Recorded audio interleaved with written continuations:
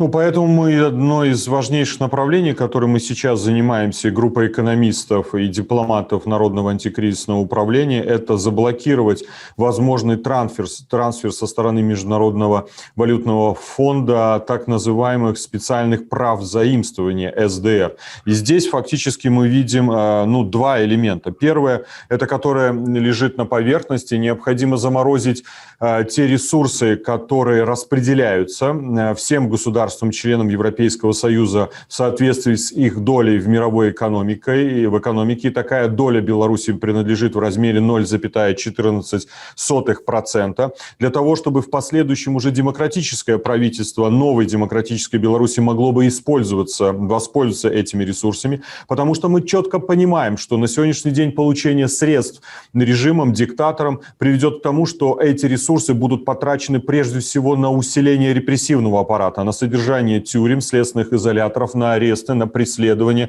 на существование этой мощнейшей машины подавления. Мы уже рекордсмены по количеству заключенных в мире. Вы знаете об этой статистике, которая была опубликована. Второй элемент этой нашей цели устремления является следующий. В случае, если Международный валютный фонд примет решение о заморозке специальных прав заимствования для Беларуси, и эта сумма не будет перечислена в Беларусь, это дает нам основание ставить вопрос о дефолте для Беларуси в связи с тем, что те еврооблигации, которые были выпущены правительством Беларуси, Министерством финансов Беларуси в последние годы на 3 миллиарда 250 миллионов долларов США, условием их выпуска являлось как раз-таки доступ к ресурсам Международного валютного фонда. Когда этот доступ теряется, когда не будет такой возможности, тогда и возникает вопрос о дефолте для Беларуси.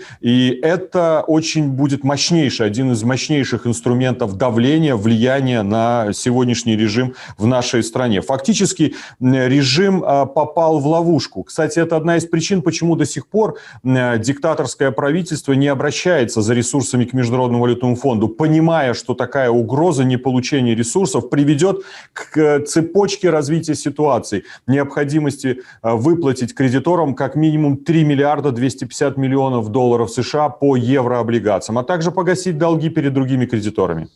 Вы згадали про заморозку гэтых сродкаў, а якія канкрэтна існуюць інструменты, каб МВФ мог гэта зрабіць, таму што Беларусь як легальны, скажем, сябра гэтай арганізацыі, ён мае на гэта права. Ну, во-первых, все члены МВФ, о чем я говорил, в соответствии с долей в мировой экономике, имеют право на получение специальных прав заимствования или, для лучшего понимания, назовем условно, кредитных ресурсов. И исходя из этого права, решение принимается в отношении страны. То есть решение принимается и уже принято как в отношении Беларуси, так, допустим, и в отношении Венесуэлы и Мьянмы. Но вопрос возникает в следующем, что признают ли государства-члены МВФ легитимность власти, которая в настоящий момент функционирует в том или ином государстве? В отношении Мьянмы и Венесуэлы большинство государств, участников МВФ, в соответствии с их долей в общей, скажем, структуре финансовой МВФ, не признают легитимных этих правительств. Мы знаем о том, что Европарламент, государства-члены Европейского Союза, Соединенные Штаты Америки и так далее, целый ряд государств не признали легитимность Лукашенко по итогам выборов 9 августа прошлого года. Исходя из этого, очень важно ретранслировать это решение на решение Международного валютного фонда. То есть страна получает распределение, но страна не может получить сам ресурс, потому что нет легитимной власти в этой стране, чтобы этот ресурс принять. А што робіць канкрэтна народнае антыкрызнае кіраўніцтва, каб гэтыя грошы Беларусь не трапілі дакладна да рэжыму?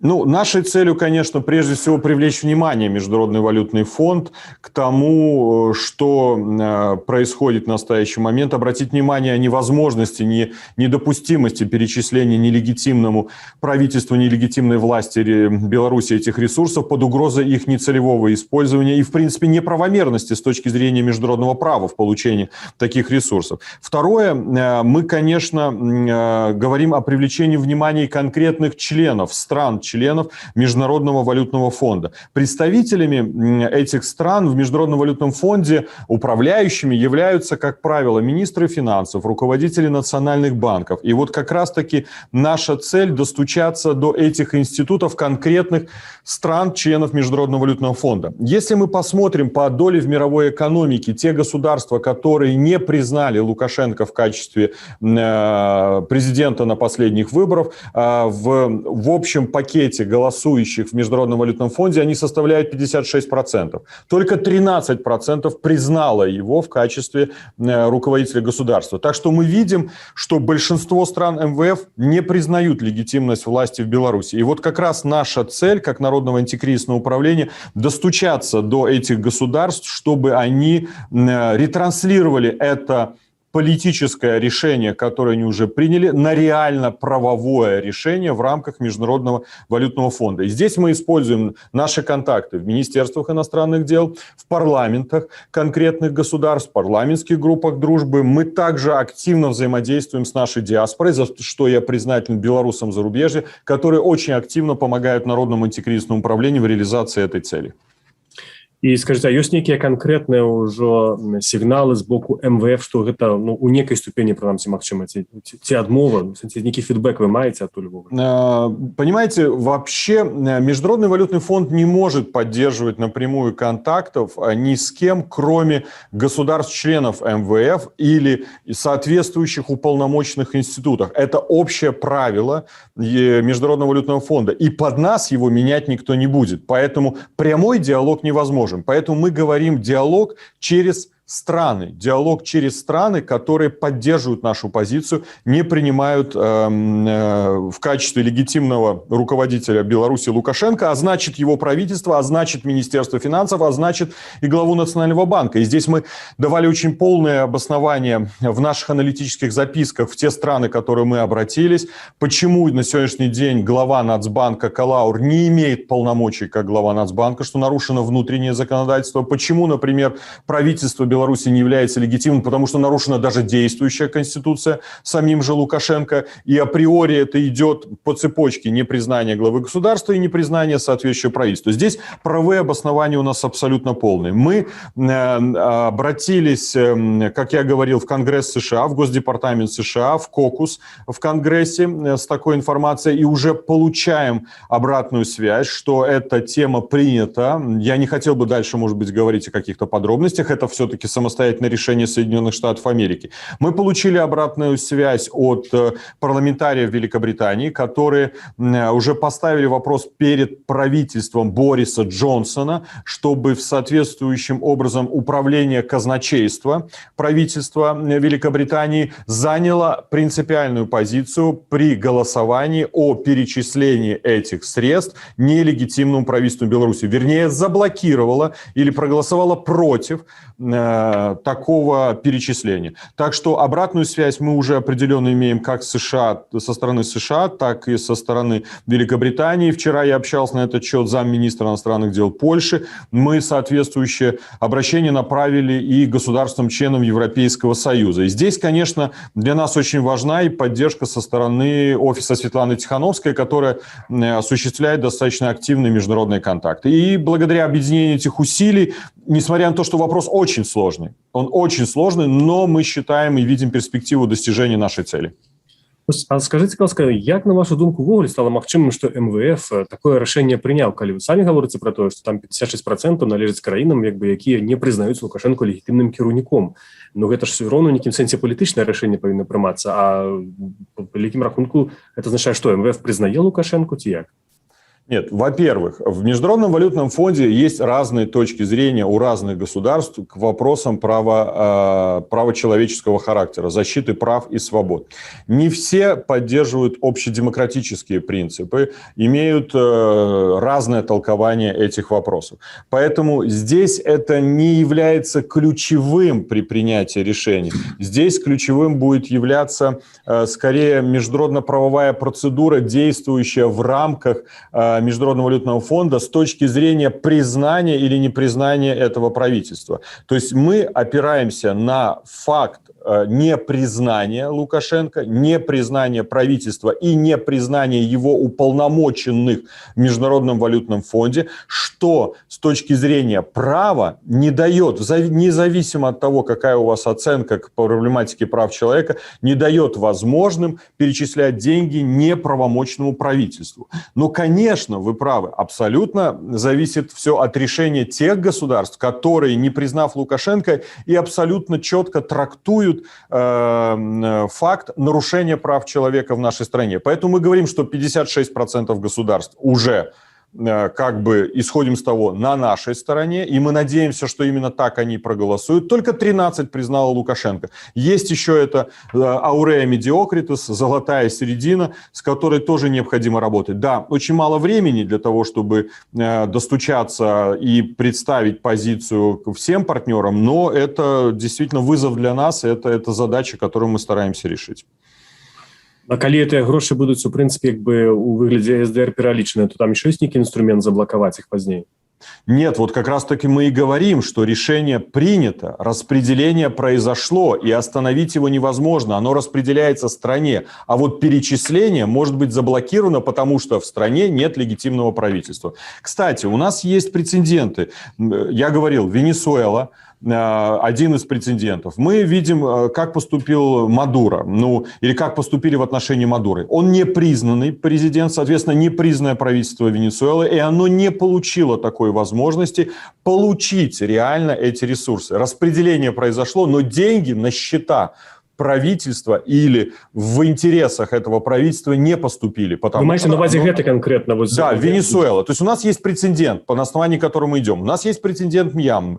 Мы помним также ситуацию, например, с Чавесом, который тоже хотел хлопнуть дверью и сказать, что он вообще отказывается от сотрудничества с МВФ. И тут как раз-таки он в последующем изменил свою позицию, потому что отказ от сотрудничества с МВФ, если мы даже рассмотрим, какие, например, контрмеры мог бы режим осуществить в связи с негативным решением о неперечислении средств, приводит к тому, что наступает обязательство платить по всем долгам. Даже Российская Федерация не может выделить ресурсы Беларуси, потому что их законодательство запрещает давать взаймы тем, у кого, так скажем, возникли проблемы в взаимоотношениях с МВФ, которые, когда МВФ объявляет дефолт, когда МВФ считает, что эта страна не платежеспособна, когда в этой стране нет легитимного правительства. То есть это целая цепочка, которая наносит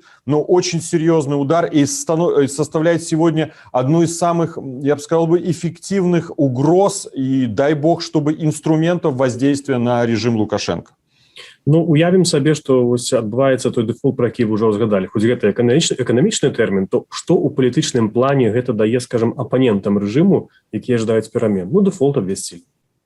Калі дэфолт абвяшчаюць, што на вашу думку гэта, як гэта дапаможа, скажем, пераменам, калі дэфолт абвешчаны як факт? Это неспособность функционирования финансовой системы, это неспособность платить по долговым обязательствам, это необходимость изыскания в единовременном порядке, достаточно краткосрочным, больших финансовых ресурсов на покрытие своих долговых обязательств, неспособность правительства это осуществить. Фактически это, в нормальное государство это приходит к полной отставке всех, кто выполняет функции исполнительной власти. Это дает для нас общественный инструмент дополнительного давления на нелегитимную власть Беларуси. Здесь сценарии могут быть, как мы с вами понимаем, очень разные. И это, еще раз говорю, это один из самых, может быть, эффективных способов давления на власть в ближайшей перспективе.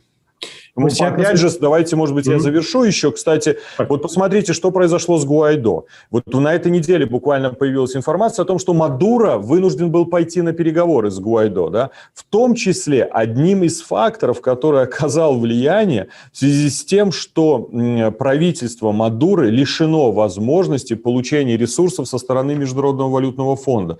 И это также фактор, который влияет на нелегитимное правительство Венесуэлы идти на переговоры с оппозицией. Да, я не хочу сейчас говорить, нужны переговоры, не нужны, в какой форме, это другая тема вообще в принципе обсуждения, но сам факт, который толкает власти, который заставляет, если хотите, нелегитимные власти идти на это очень серьезный инструмент. І вось гэта якраз датычыцца маё апошняе пытанне. Вы сказалі пра тое, што нават як бы Мадура збіраецца ісці на перамовы з Гуайдо, але ці сёння тая атмасфера палітычная, якая ёсць у Беларусі, і здаецца з боку ўлады абсалютнае проста непрыманне, некай магчымасці дыялогу ці проста паразумення, ці гэта атмасфера стварае вось нават пасля такого, скажем, ціску МВФ, калі б тэарэтычна заблакавала гэтыя сродкі, не выдзеліла ўраду, яны не атрымалі гэтыя грошы, што Лукашенко ці то ўрад асобна пойдзе на нейкія перамовы, на нейкія насустрач, ці ўсё ж таки зноў будзе шукаць паратунку ў Москве?